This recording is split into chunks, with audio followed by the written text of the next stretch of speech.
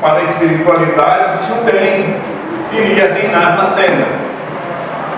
E ele dá como resposta, a espiritualidade traz a resposta que o bem, somente quando as almas que aqui encarnarem, o bem ultrapassar o mal, superar o mal. E também, quando for banido da terra o orgulho e o egoísmo. Aí nós passaremos efetivamente para um mundo de provas, de provas e expiações, para um mundo de regeneração. Então, eu trouxe essas duas citações. Eu queria fazer uma breve leitura do egoísmo pelo Emmanuel. Está no capítulo 11, no versículo 11. O egoísmo, esta chaga da humanidade, deve desaparecer da terra, cujo progresso moral retarda. Ao Espiritismo está reservada a tarefa de fazê-la subir na hierarquia dos mundos. O egoísmo é, pois, o objetivo para o qual todos os verdadeiros crentes devem dirigir suas armas, suas forças e sua coragem. Porque é preciso mais coragem para vencer a si mesmo do que para vencer os outros. Eu trouxe essa abordagem de Emmanuel porque a gente já viu alguns irmãos nossos e algumas pessoas colocaram o egoísmo como necessário. O egoísmo, até certa medida, ele é bom. E o Evangelho nos mostra que o egoísmo não é bom. Quando o pessoal traz alguma coisa relacionada a esse egoísmo bom, a gente entende que eles querem falar de uma lei natural que é da preservação, instinto de preservação.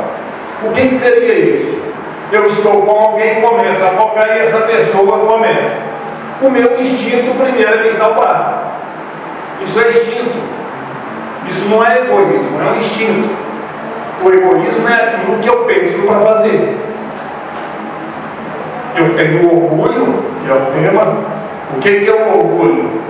Eu me coloco sempre acima do próximo. Esse é o orgulho. Não é?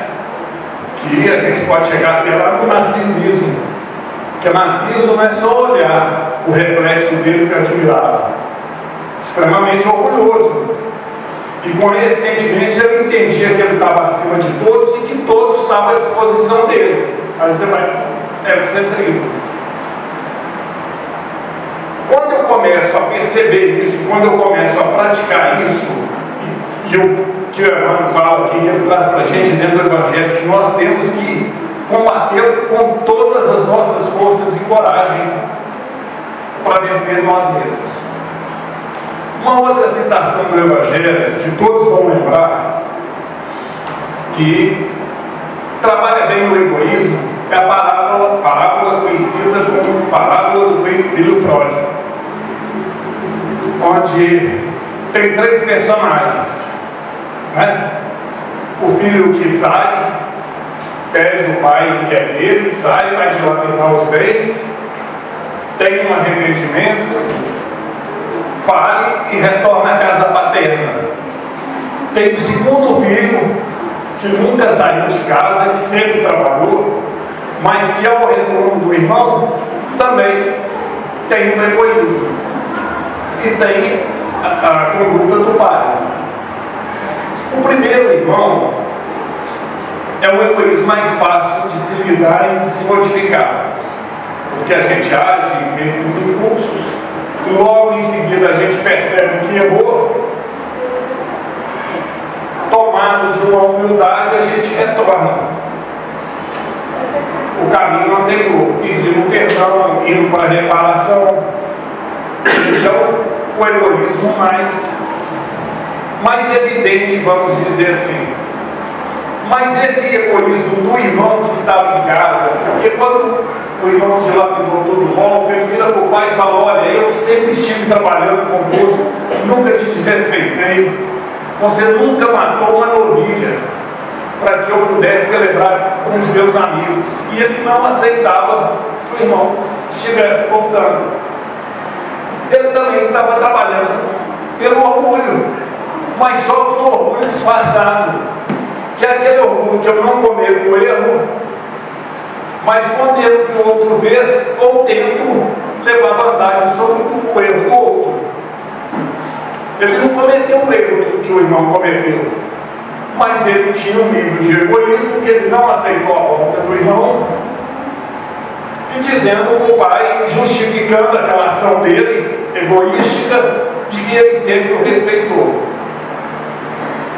Não ter egoísmo é não alegrar com o insucesso do outro e conseguir festejar com as alegrias do outro.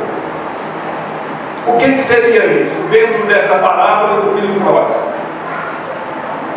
Ele tem a mesma reação que o pai. Nosso irmão estava perdido e retornou à casa do pai. Vamos pensar. O irmão pegou a parte dele e saiu. Materialmente falando, ele passa a ser herdeiro direto do pai, dono de tudo.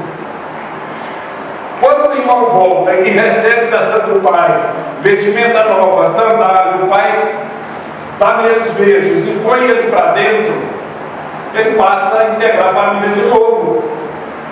Então ele teria tecnicamente repartir. E a gente não presta atenção nisso. A gente foca só no primeiro. Esse primeiro nós sabemos a história dele completa. Ele foi, ele dilapidou, ele perdeu e voltou. Mas o segundo não. O segundo ele passa no ensinamento de Jesus até como um bom moço.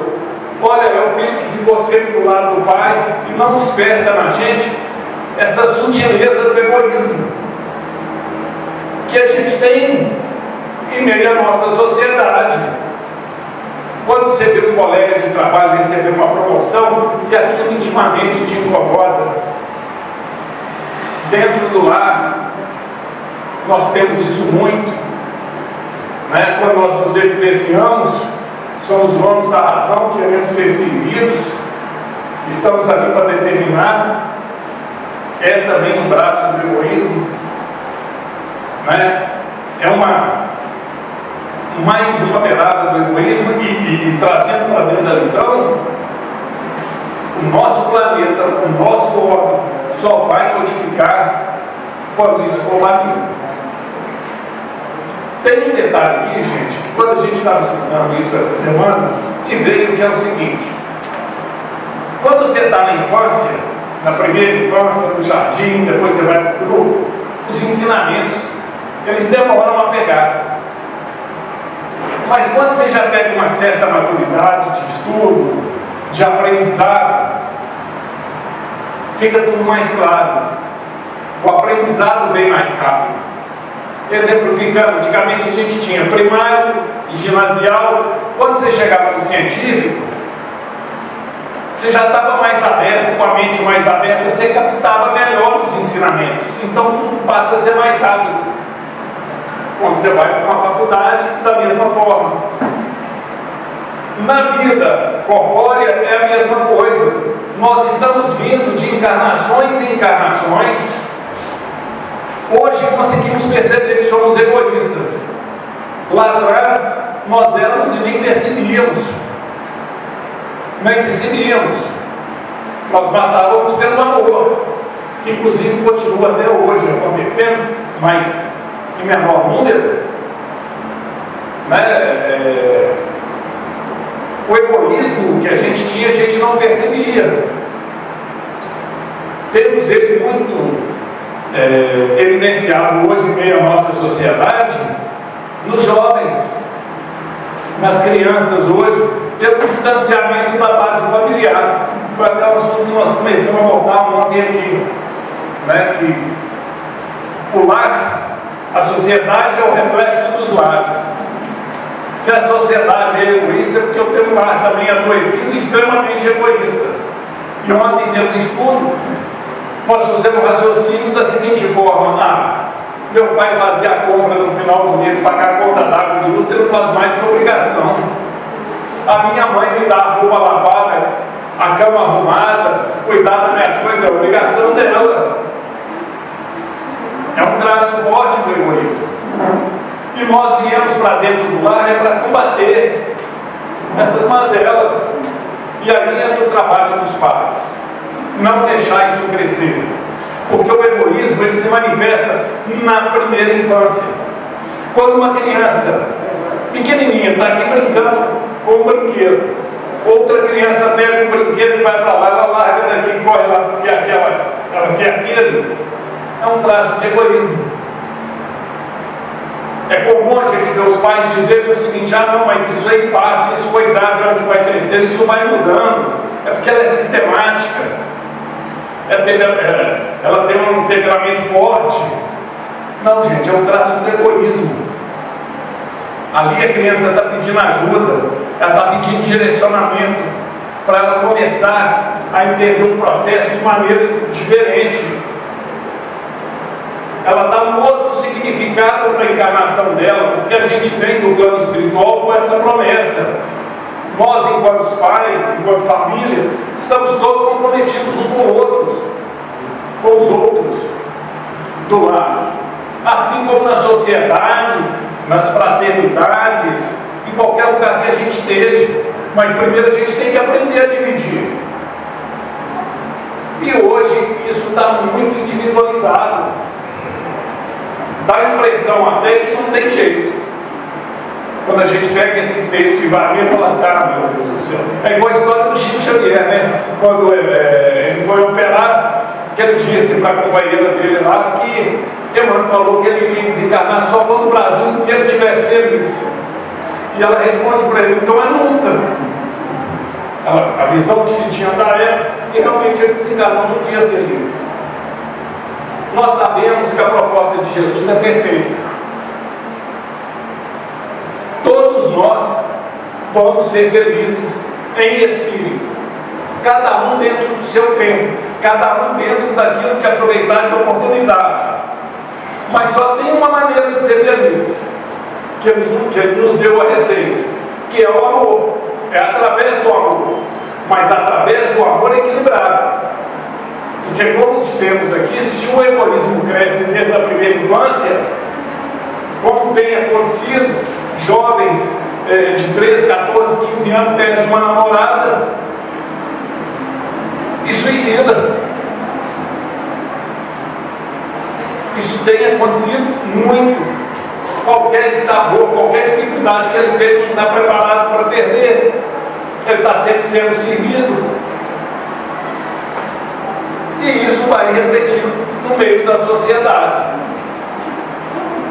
Falar que devemos levar o Evangelho, né? Oferecer o Evangelho para os nossos filhos o mais cedo possível. O mais cedo possível. Partindo de um princípio: toda criança, por mais dócil que seja, já é espírito que viveu.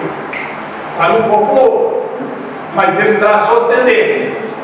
Pode ser egoísta ou não. Se está encarnado nesse órgão, é 99% de chance de ser egoísta. Porque é característico desse campo de reencarnatório. Se já sabemos disso, precisamos ficar atentos. Eu estava vendo um estudo do Rossano, e ele dizendo, né, onde uma irmã fez uma observação: os pais precisam escutar mais os filhos. Escutar os filhos, sim. Obedecer os filhos, não. O que é isso? Não deixar inverter o papel. O filho, ele tem que entender que ele está dentro do lar para ser servido, mas principalmente para servir. Isso tem que ser valorizado. Isso tem que ser trabalhado. E é um pouco complicado. Porque nós, enquanto pais, a gente vai mais pelo mais prático. Meu filho, leva esse chinelo para sua mãe. Ele fica quieto, a gente pega, vai lá e antecipa e faz. Ele sabe que a gente vai antecipar e vai fazer, porque ele nos conhece. Ele está nos observando. A literatura nos mostra, os nossos psicoterapeutas, que os filhos nos observam muito mais do que a gente imagina. A gente subestima essa capacidade deles. Tanto que é muito comum você ver crianças jogar com os pais e eles não perceberem. Sábado nós tivemos uma amiga em casa, que foi me suicidar, e ela nos dizendo que a irmã dela escutou o neto dela falando: nossa, eu adoro fazer meu avô brigar com a minha avó. E o avô entra, vai lá e briga, porque ele vai observando um e o outro. Ele está sendo o centro das atenções, aquilo que ele quer não é atendido, ele reage. Só que, para ele, aquilo não tem um peso ainda moral muito grande. Mas as questões morais do espírito, se não corrigidas cedo, mais cedo, a tendência dela é só agravar. É só agravar, porque a parte física é fácil da gente consertar. Os problemas que a gente tem na parte física da nossa vida é fácil. Você trabalha um pouquinho a mais, você conquista, você dá jeito, você resolve. Mas na questão moral do espírito, que é trabalhar essa questão do egoísmo, é difícil.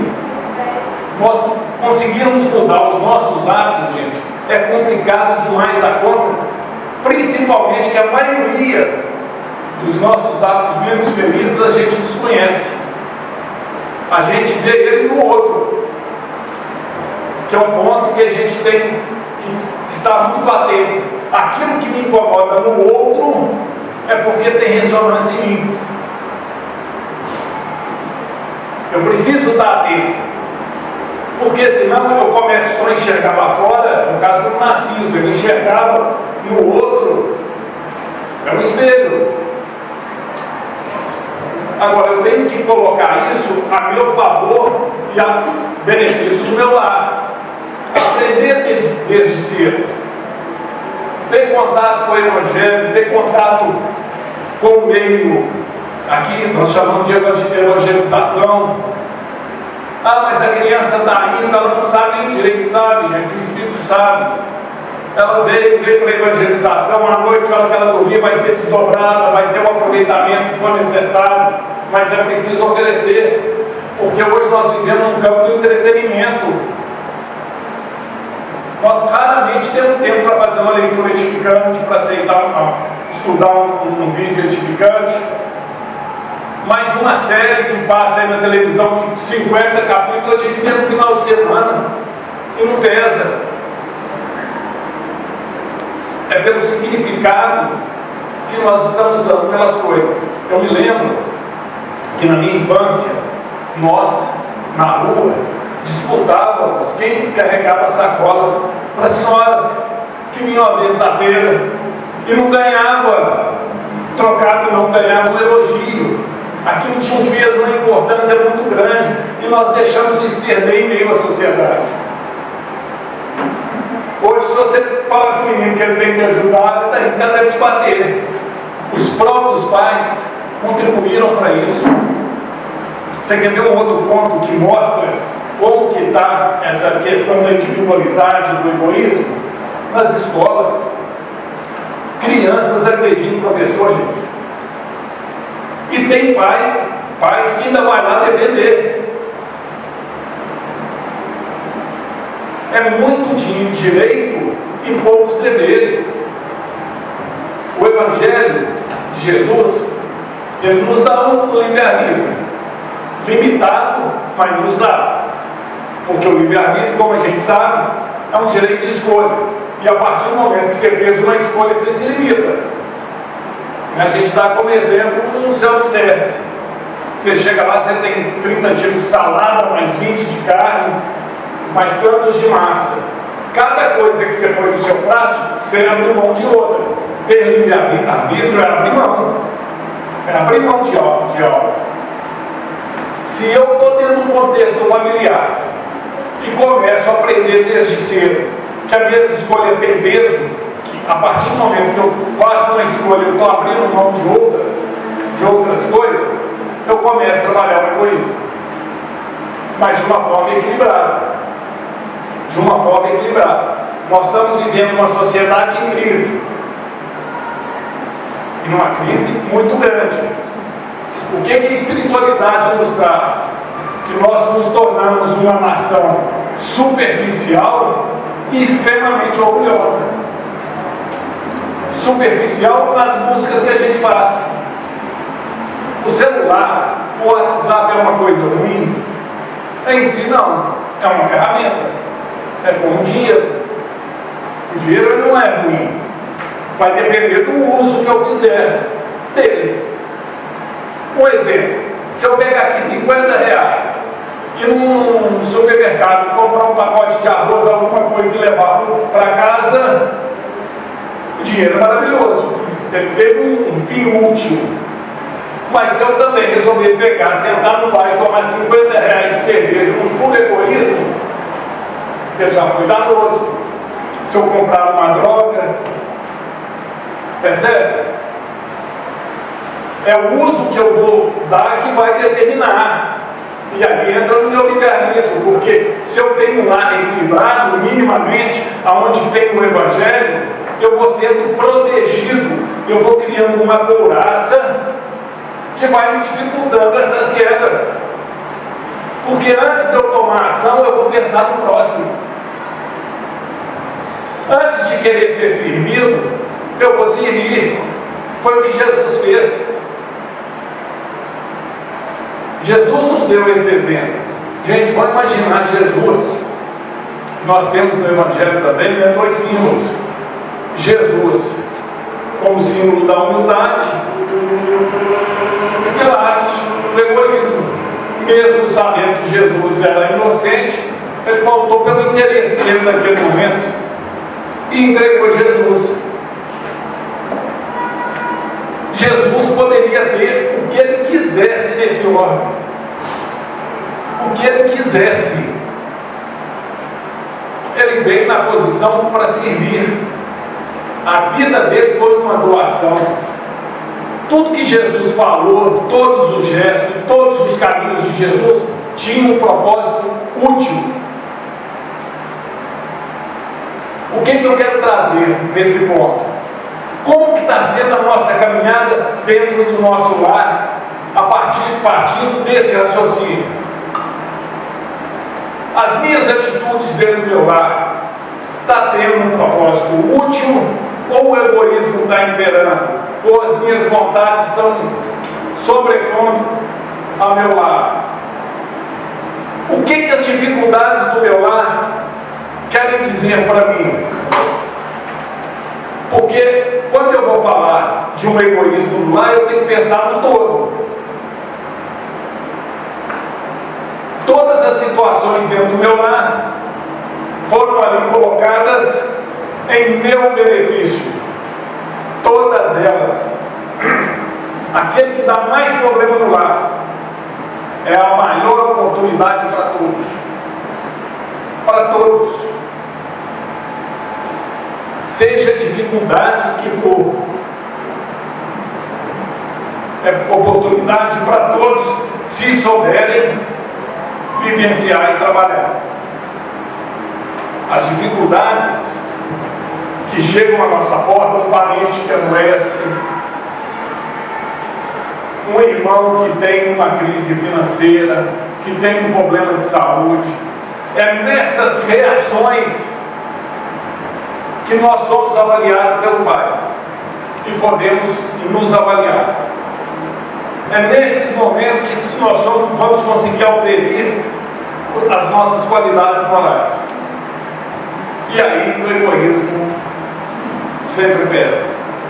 De tal forma que dentro dos lares é muito comum você escutar, né, aquele comentário. Alguém cai em dificuldade, principalmente se é aquela pessoa difícil, primeira fala que vem na cabeça da gente: eu vou ajudar, mas primeiro ele vai ter que ouvir umas verdades. Quando eu faço isso, eu perco a grande oportunidade de levar para ele um crescimento, perco a minha oportunidade de ajuda e coloco o peso onde não deveria. Porque se o outro tivesse a cabeça que nós temos quando estamos fora do problema, ele não estaria lá.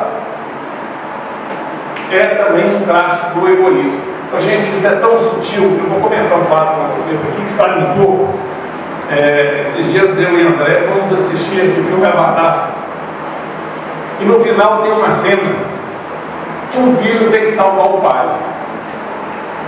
Agora pensa no pai não. E na hora, o pensamento dos dois é que o erro foi coletivo. O desejo foi de largar o pai lá. Depois que nós saímos do corredor do shopping, eu virei para ela e falei, olha a nossa qualidade de espírito. Nós não lemos o Evangelho no último suspiro, né? Se você tem oportunidade de auxilia, ajuda, porque naquele último momento você pode tomar ação e aquela criatura reverter a maneira dela de pensar e reerguer. Mas é nesses momentos, nessas reações, que a gente consegue se avaliar. Porque nós não somos perfeitos, mas é um alerta. Né? O que está em mim ainda que me produz? Que o certo seria ajuda, tira. O irmão que está em crise, está em dificuldade, chegou à nossa porta, auxilia. Não espera passar a oportunidade, não cria barreira, não põe peso, simplesmente faz. Em fazendo, a sua parte está feita. Se ele vai ter um merecimento ou não, é ele com Jesus. Olha quantas crises a gente vive dentro da família por bobagem, por conceitos que não levam a lugar nenhum, principalmente pautado dentro do orgulho. Eu não vou dar o braço a torcer, eu já falei, não é não. Pois gente, nós não somos uma rocha, nós não somos uma pedra, nós podemos melhorar. Nessa hora, o silêncio é o melhor remédio. Nós temos os 5 sentidos: sentimento, que gera o pensamento, pensamento gera ação, ação repetida do lado, o hábito, consequentemente, o caráter, o destino. Sentir, pensei, segura no pensamento, não vai para o campo da ação, não, porque a palavra, depois que você falou, você pode criar um estrago muito grande e que vai levar, às vezes, várias encarnações para você consertar. E às vezes, muitas das vezes, nesses momentos mais difíceis, mais complexos dentro do nosso lar, nós somos programados 4 ou 5 encarnações atrás para esse momento. E aí a gente vai e consegue falir de novo. Consegue perder aquela oportunidade e não sabemos quando teremos outra. Nós temos um relato, me fugiu o nome do livro, se alguém lembrar, um tarefeiro já há 20 anos trabalhando no plano espiritual, auxiliando e resgatando irmãos da terra. Ele estava 20 anos trabalhando, esperando a oportunidade de reencarnar com um desafeto dele para eles resolverem uma questão. Só estava faltando isso para ele continuar a caminhada dele. Mas já estava 20 anos desse trabalho, buscando uma maneira para reconciliar. E se nós estamos em família hoje, é a nossa grande oportunidade. Por isso que Jesus nos disse: reconciliar com o teu adversário quando está com ele a caminho. Não é só o adversário físico. Os nossos familiares, quais são os meus maiores adversários? O meu orgulho, o meu egoísmo. Aqui no Evangelho, é contra ele que eu tenho que brigar, que eu tenho que direcionar todas as minhas armas. O que é direcionar as armas nesse conflito?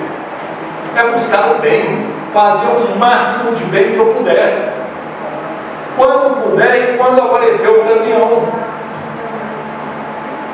Essa é a grande oportunidade. Eu vou fazer um comentário aqui na Seara. A gente aprende isso que eu vou falar aqui, gente, é uma grande realidade e que sirva de reflexão para a gente para frente. Jesus manifesta na vida, na nossa vida, através, ou na minha, de todos vocês. Todos vocês aqui estão me dando uma oportunidade de estudar, de buscar, de tentar melhorar, de tentar construir um estudo bacana. Imaginemos que nós saímos daqui e vem uma pessoa necessitada na rua que a gente desconhece. Você sabe como que a espiritualidade amiga busca socorro para aquela pessoa? Imagina um quadro, tem a relação de nomes. A Andréia vem andando. Gente, a Andréia está naquele quarteirão, encaminha para ela. É aquelas pessoas que passam no meio de todo mundo e vai direto de você. E a gente fala assim, pelo amor de Deus, parece que eu tenho um imã. Vem, passa no meio de todo mundo, vem logo em mim. Graças a Deus por isso. Aquela pessoa não foi até você à toa. O que é que nós fazemos normalmente? Olhando para o lado e essa pessoa vai deixar de ser ajudada? Não. A espiritualidade, olha, o Antônio vem, manda no Antônio. Ela encaminha para o Antônio senta, conversa, dá uma palavra de auxílio. Ele aproveitou a oportunidade. Eu perdi. A quem mais tem, mais será dado. Ele vai continuar tendo oportunidades. As minhas oportunidades serão limitadas, porque eu não correspondi. A gente escuta todo dia, todo mês, mas Deus vai prover, Jesus vai prover, vai. Jesus vai me colocar pessoas na minha porta que vão me auxiliar. Mas e aquelas que Ele conta comigo para eu auxiliar? Como que eu estou me comportando? E essas pessoas difíceis, elas podem vir de diversas formas. Um genro, uma nora, uma sogra, um sogro, um vizinho. A gente não sabe como que elas vão aparecer, mas tem sinais que a gente pode descobrir, e a espiritualidade nos mostra com clareza. Aquela pessoa que mais te incomoda, aquela pessoa que você nunca viu, mas na hora que você bate o olho nela, é que você é mais comprometido com ela. Pois não. Ô menino, obrigado. Obrigado, Antônio. Mas foi ofertado uma água maravilhosa aqui, gente. Mas é o seguinte, é aquela pessoa que você está mais necessitado. Mais necessitado. E é a grande oportunidade que nós temos. Nós tivemos uma irmã de doutrina, eu não vou dizer o nome dela aqui, mas se dissesse também não teria problema, porque ela é uma pessoa muito querida, aliás, posso até dizer. Chama-se Sônia, uma psicóloga, uma amiga, tarefeira bacana. A mãe dela trabalhava numa fraternidade, que a gente era lá em Belo Horizonte, e só alguns anos atrás. E a mãe dela trabalhava numa reunião chamada sonoterapia. Maravilhosa essa reunião. Viveu grande parte da vida nessa reunião. A mãe dela teve um derrame e ficou 8 anos na cama. 8 anos na cama a partir desse derrame. E é interessante, por a gente ser egoísta, por a gente ser orgulhoso e ter pouco conhecimento, normalmente a gente pensa sempre o seguinte, né? É uma punição de vidas passadas. A gente nunca para para pensar que pode ser uma antecipação de alguma coisa futura. O que é isso? Eu vou vivenciar algumas dificuldades nessa encarnação, nem sempre é pagando o que eu fiz lá atrás. Muitas das vezes eu alcanço um crescimento moral junto à espiritualidade que eu posso ter alguma coisa antecipada. Se estiver tudo equilibrado, se quiser bem para o meio, o que é fazer bem para o meio? Todos que estão envolvidos aproveitarem, trazer crescimento para todos. Vai vir através de um câncer, através de um problema de saúde, através de uma crise financeira, através de uma falência. Isso é processo. É processo. É para que desperte na gente algo que a gente ainda precisa. Eu dei o exemplo da Sônia aqui. Gente, a luta que ela teve durante 8 anos, e foi brilhante, dentro do que ela podia, do que estava estabelecido, conseguiu levar esse processo. Ótimo, bacana, houve um crescimento. É dessa forma que Jesus nos trabalha. Nós tivemos uma irmã mesmo, que se encarnou recente, eu já comentei isso aqui, cuidou da minha mãe 14 anos na cama, sofá, 14 anos, ela tinha algumas limitações cognitivas, conseguiu, desencarnou de uma maneira que é o sonho de todo mundo. Até 5 horas da tarde estava bem, deu uma parada cardíaca, desencarnou. Para nós que ficamos, é doloroso. Para o Espírito é um prêmio. Por que eu estou trazendo isso? Para a gente começar a refletir naquilo que acontece na nossa vida, sair um pouco do egoísmo, sair um pouco do eu. Né? Por que isso aconteceu comigo? E trocar. Para que isso aconteceu? Essa é a grande pergunta. Não é o porquê, é para quê?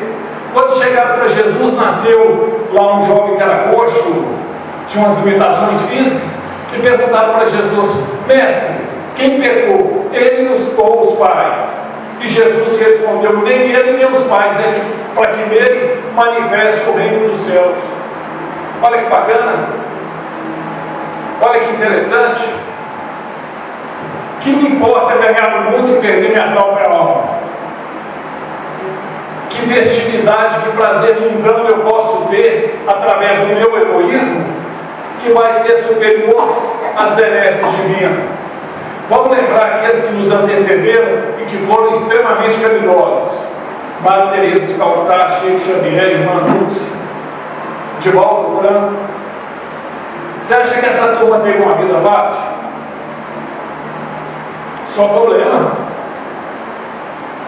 Só problema. O Chico teve problema a vida inteira. Ele começou a ter problema com 6 anos de idade, quando perdeu a primeira mãe. Ah, mas para ser feliz tem que ter problema? Não, gente. É que você tem que ter, mas isso faz parte do processo. Eu estava vendo um estudo do Haroldo Dutra Dias, e ele dizendo que ele estava passando por uma crise muito difícil. E ele estava numa praça sentado com um amigo, e ele estava em lágrimas, chorando. E passou um senhor, voltou, falou: meu filho, ore para mim. Ele olhou o senhor assim, pensou para a gente: será que é um espírito aqui? Ele voltou, porque espírita, tudo para ele é espírito, né? Ele falou: orar para o senhor. Ele falou: meu filho, quando um homem está chorando, ele está sempre mais próximo de Deus. Depois ele veio descobrir que era o padre daquela comunidade que ele estava. Olha que sabedoria. E é uma realidade. Porque nós, na hora do desespero, na hora do pânico, a gente nem fazer oração a gente consegue. Nem fazer oração. Meu filho hoje está com 30 anos. Ele com 3 para 4 anos, ele teve uma meningite virótica. Na hora que eu fui fazer uma prece, eu comecei no Pai Nosso, terminei na Ave Maria.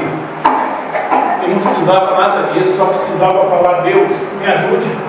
E aliás, não precisava nem te pedir, porque nessas horas nós somos mais amparados.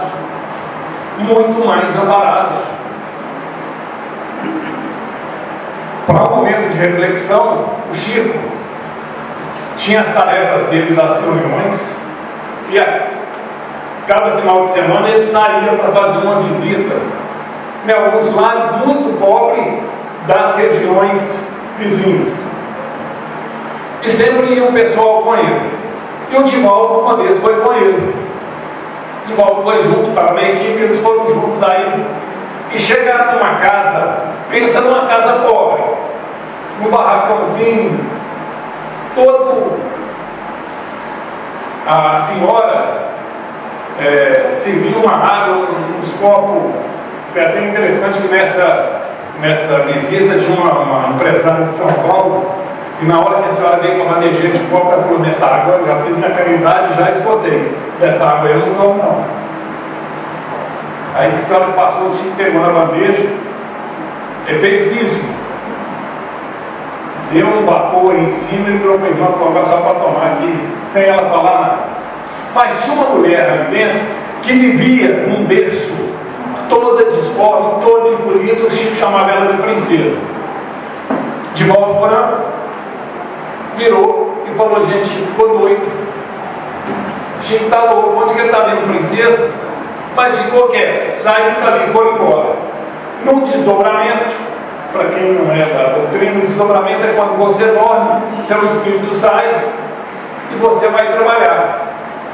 Hoje, provavelmente, quando dormíamos, ou a gente vem para cá, ou a gente vai para alguma colônia, a gente está sempre ligado. Todos nós aqui. Eles chegam num determinado local, porque eles têm essa vivência. Chega uma mulher maravilhosa, toda iluminada na frente dele. E o Chico vira para ela e fala: princesa. E o Divaldo então toma consciência do espírito que ali estava. Do espírito que ali estava. O que eu estou querendo dizer com isso? Nós estamos trabalhando hoje orgulho e egoísmo. Nós preparamos nossos filhos para quê? Sempre para o sucesso material. Sempre. Melhor escola, melhor inglês, melhor natação, a gente quer sempre o melhor. Desejamos para eles que sejam engenheiros, advogados, o que for. Sempre profissão brilhante. Esquecemos que nós estamos inseridos numa sociedade que nós temos uma escala imensa. Faxineiro, médicos, enfermeiro, picheiro, pintor, pedreiro, servente, motorista, mecânico, enfim, uma infinidade. E cada um de nós traz uma programação. Aquilo que não for nosso não vai chegar à nossa porta, não adianta. Não adianta, é interessante. Eu dei aqui como exemplo e trago para vocês. Eu fazendo um estudo numa fraternidade em Sabará, tinha uma senhora que estava próxima. A hora que eu entrei nesse assunto, ela falou: olha, isso é uma realidade. Eu fiz 6 vestibulares, passei nos 6 e não consegui concluir nenhum. Sempre acontecia alguma coisa na minha família, eu tinha que direcionar meu dinheiro para ajudar e tinha que trancar a matrícula. Então eu percebi que não era dessa forma dessa vez. Trazendo outro exemplo, gente. Eu vejo homens e mulheres dirigindo. Dirigir é o quê? O dom, não é? De uns anos para cá, e o outro teima. Às vezes a pessoa não tem aquele dom. Eu, por exemplo, não tenho para natação. Piscina que dá pé, eu ainda até brinco. Mas onde não dá pé, eu sou machado sem cabo. Eu afundo. Então eu já nem vou. Falta um dom. Direção é a mesma coisa, andar de bicicleta é a mesma coisa. Se você não tem, não busca confusão, não busca sofrimento. A gente vê pessoas no trânsito travadas, num sufoco tremendo, a tempo de ter um infarto, mas está ali. E às vezes não é o momento, não é aquilo, não é uma questão de poder, de querer. O que é seu vem de forma natural, é só você buscar. Ter disciplina, boa vontade, bom ânimo e buscar que vem. Aquilo que não vem, com o que está quieto, não se mexe. Deixa as coisas acontecerem.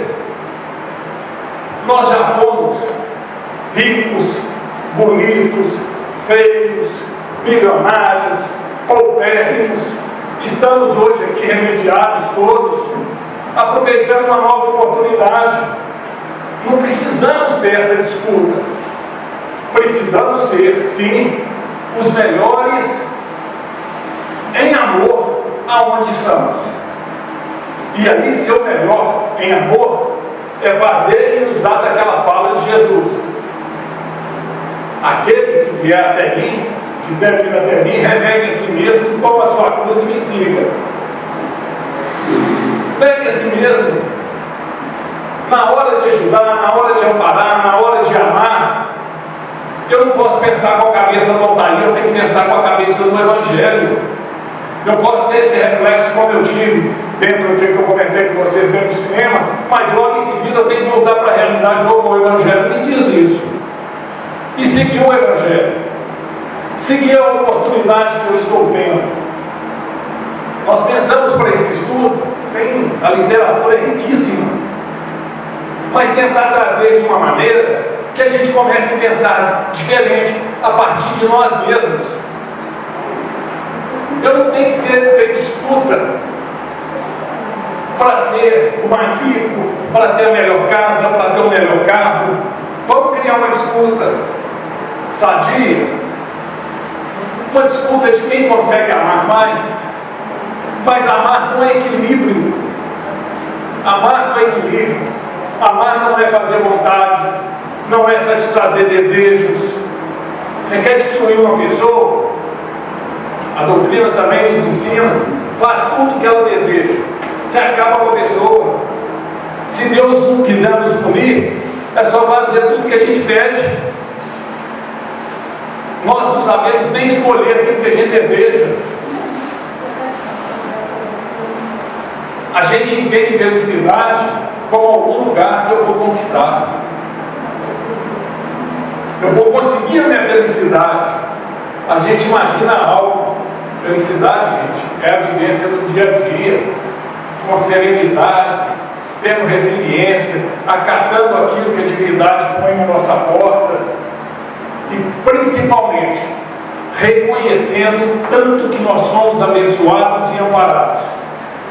E nesse, a gente, alguma pergunta, porque a gente vai falando, vai vindo, alguma colocação, não? Mas nesses minutos agora, para frente, nós vamos trabalhar a importância que nós temos para Jesus, a importância que é a nossa encarnação, não na visão do mundo, porque a visão do mundo ela é uma seleção. Se você tem uma boa casa, você tem um bom carro, você não tem problema, você tem um bom casamento, aí você é virtuoso, aí você é um casamento que deu certo, a sua família é bacana. Não é com essa visão. A visão que nós vamos trazer aqui, de uma importância perante ao Pai, é a capacidade e a resiliência de dar conta daquilo que é de nossa responsabilidade, que é dar conta daquilo para que aqui viemos. E aí, o nosso lar é o maior desafio, porque viver no lar é desafiante. Viver no lar é ser incomodado a todo momento. Ah, eu quero apagar a luz, mas o outro irmão precisa dela acesa. Ah, eu quero escutar uma música, mas o outro quer assistir uma televisão.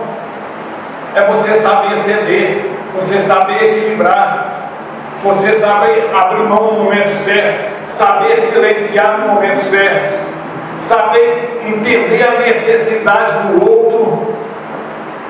Porque, gente, viver em família é o maior prêmio que a gente pode ter junto à espiritualidade.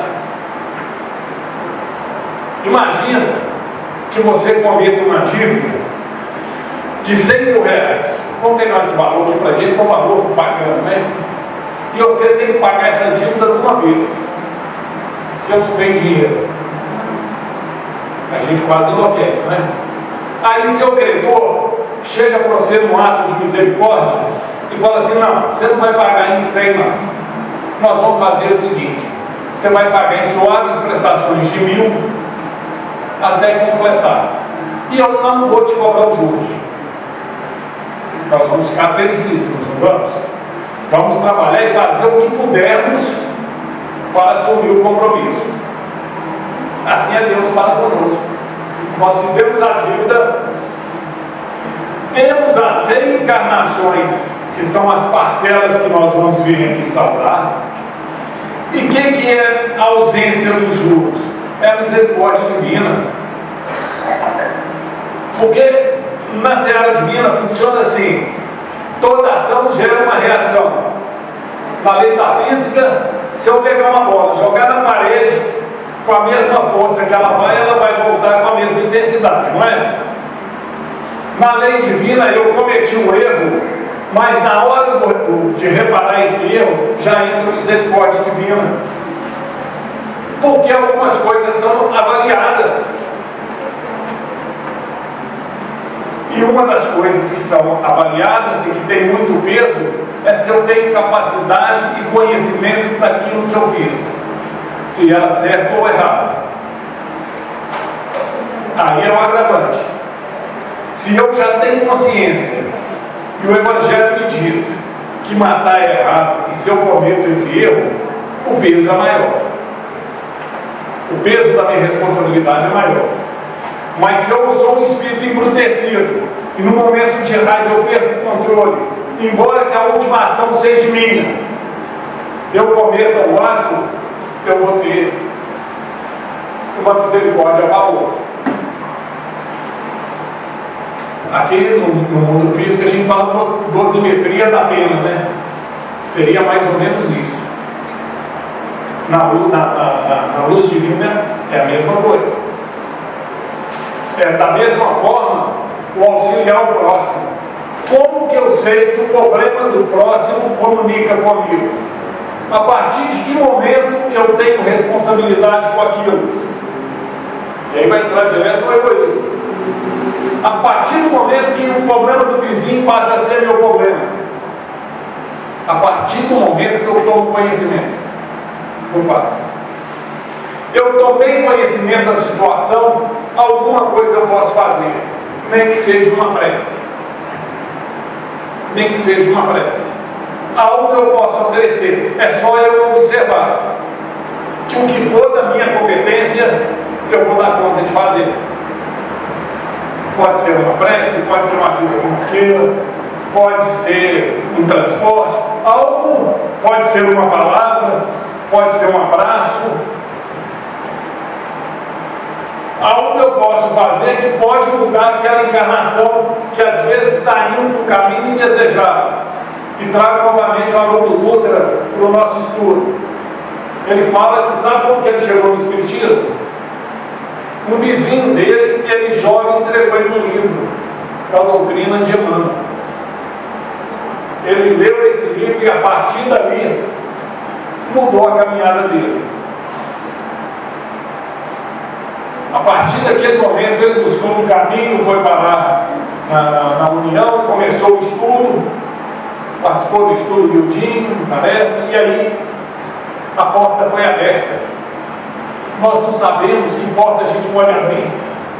Vocês já pensaram, gente, já imaginaram a alegria que deve ser uma pessoa que nessa encarnação você desconhece, que bate a sua porta pela primeira vez, você nunca viu, e você consegue ter um ato para ela, com ela de benevolência, de amparo, de ajuda.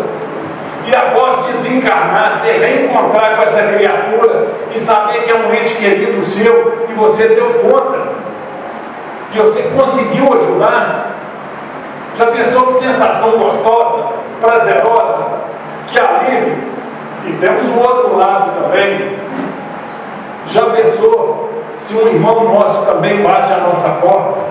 A gente, num momento de intolerância, de invigilância, a gente vira as costas, não faz o mínimo que nos cabe, e amanhã a gente descobre que ali estava um ente muito querido e que dependia daquele auxílio e nós não trouxemos o egoísmo, por não querer parar para escutar 5 minutos, por não querer oferecer um copo d'água, uma atenção.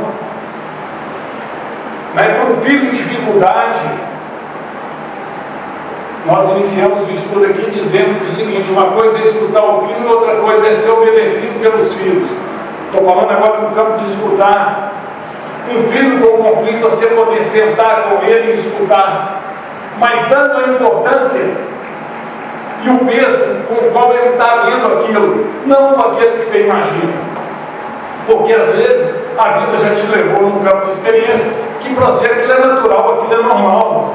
Mas a gente tem urgência, olhar para a perspectiva dele, para a gente encontrar algo que possa ele fazer com que ele caminhe. Nós vamos no dia a dia nos atropelando de tal forma que a primeira resposta que a gente dá: isso é bobagem, para com isso, caça alguma coisa para você fazer. Não, para, escuta, presta atenção, dê importância,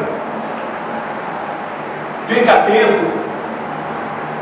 Nesses momentos você pode reequilibrar uma encarnação, e é nosso dever, porque nós temos duas autoridades, a paterna, uma dada pela sociedade e a outra pelo divino. Pai e mãe estão sempre bem iluminados para poder auxiliar seus filhos, desde que abra o coração para isso, desde que esteja prestando atenção nisso.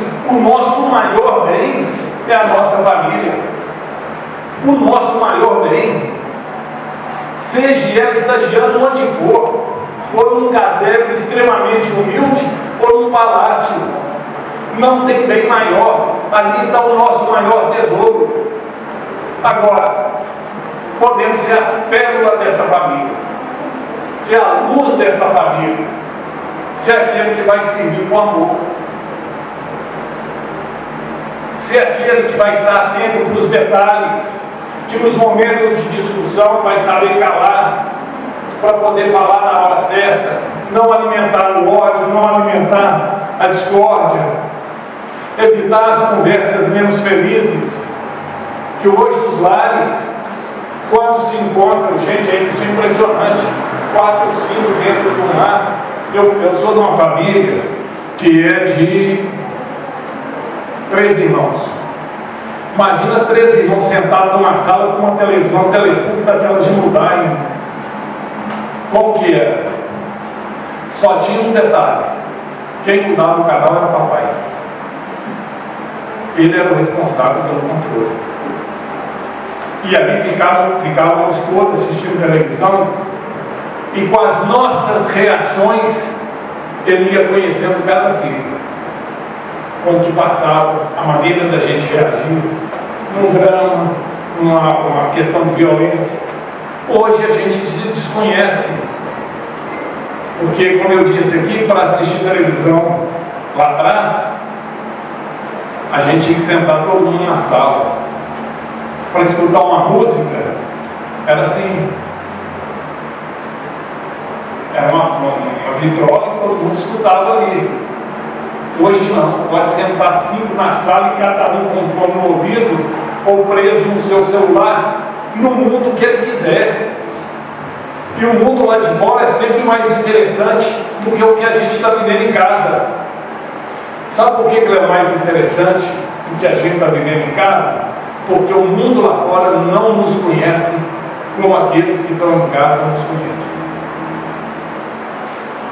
Então, gente, está faltando 2 minutos. Agradeço pela atenção. O conselho que eu deixo para vocês é o conselho de Evaldo, de Emmanuel, aliás, de Evaldo fala muito isso. Trata o seu companheiro, os seus irmãos, como você trata uma visita que chega na sua casa. Se você chega uma visita e dorme na sua casa, no outro dia, a primeira coisa que você faz é abrir um sorriso e tentar dormir bem. Não é assim? Ter esse tratamento com as pessoas que estão dentro da sua casa. Com o irmão, com a esposa, com o marido. Né? Eu fico observando muito o ser masculino. Vou falar do ser masculino para não apanhar do feminino. Ser masculino é o seguinte: em casa é o pior calção, a pior camiseta, não passo do perfume, não estou cansado, não me deixa, que eu já arrumo a semana inteira. Mas você arruma para sair, arruma para ficar dentro de casa. Você não está arrumando para você, você está arrumando para uma pessoa que está ali do seu lado, lutando pelo seu crescimento, te amparando, te trazendo luz, sendo companheiro ou companheira, né? Isso é a gente começar a trabalhar o egoísmo, diminuir um pouco o egoísmo e trazer algumas virtudes para o nosso campo, que vai nos facilitar a caminhar. Dessa forma, nós rogamos a Jesus por cada lar aqui representado nos 2 planos da vida, pela nossa nação. Agradecemos a Miramês por mais essa grandiosa oportunidade, e que Jesus abençoe a todos.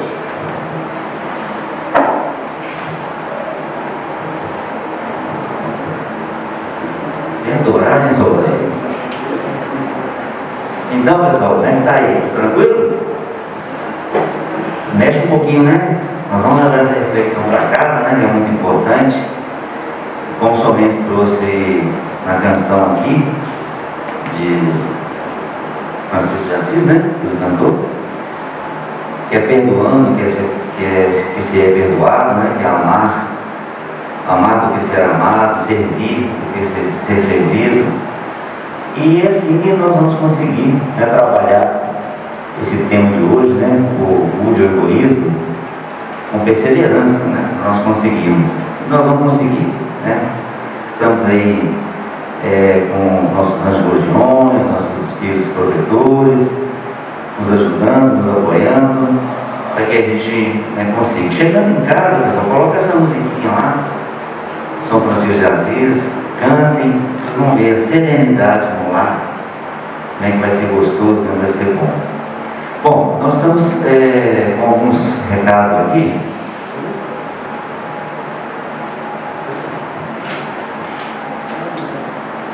Primeira vez aqui da biblioteca e livraria. Vocês não vão acreditar, está cheio de livros lá, viu, pessoal?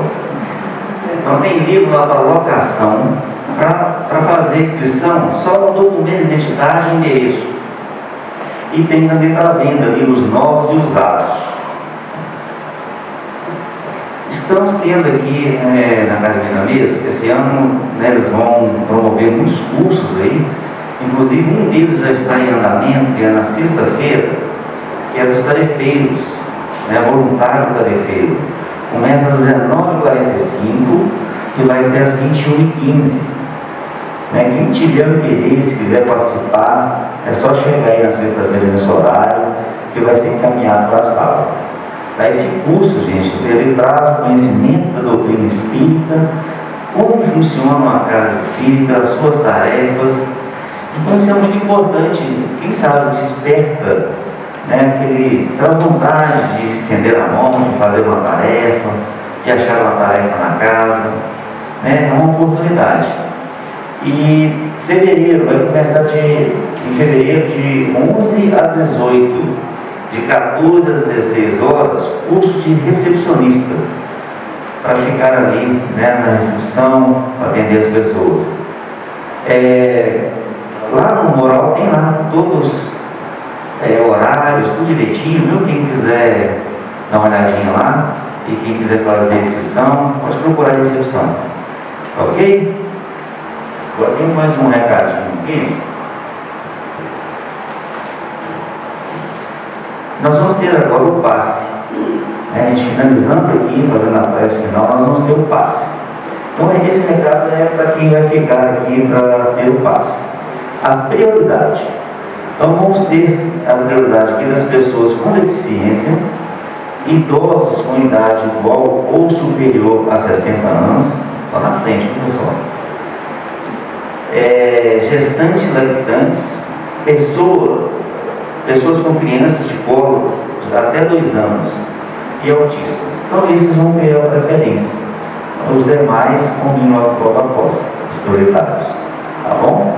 E tem uma outra informação importante, né? Quem passa pelo atendimento espiritual, normalmente tem um formulário, né? E esse formulário vem falando, às vezes, alguma orientação para o passe.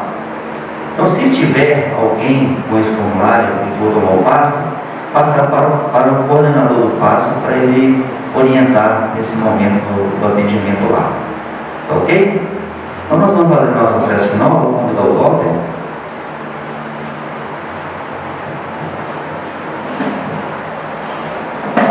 Vamos fechar os nossos olhos, elevando nossos melhores pensamentos, Mestre amado Jesus, e agradecemos a oportunidade recebida na noite de hoje.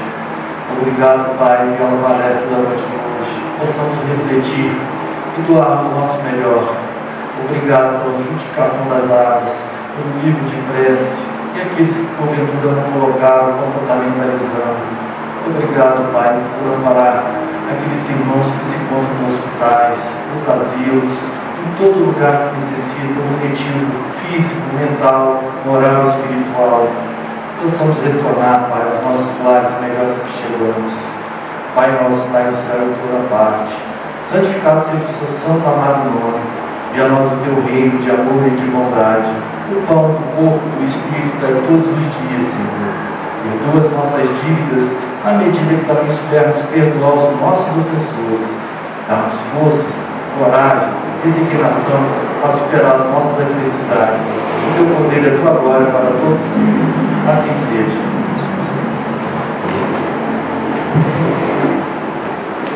Boa noite a todos.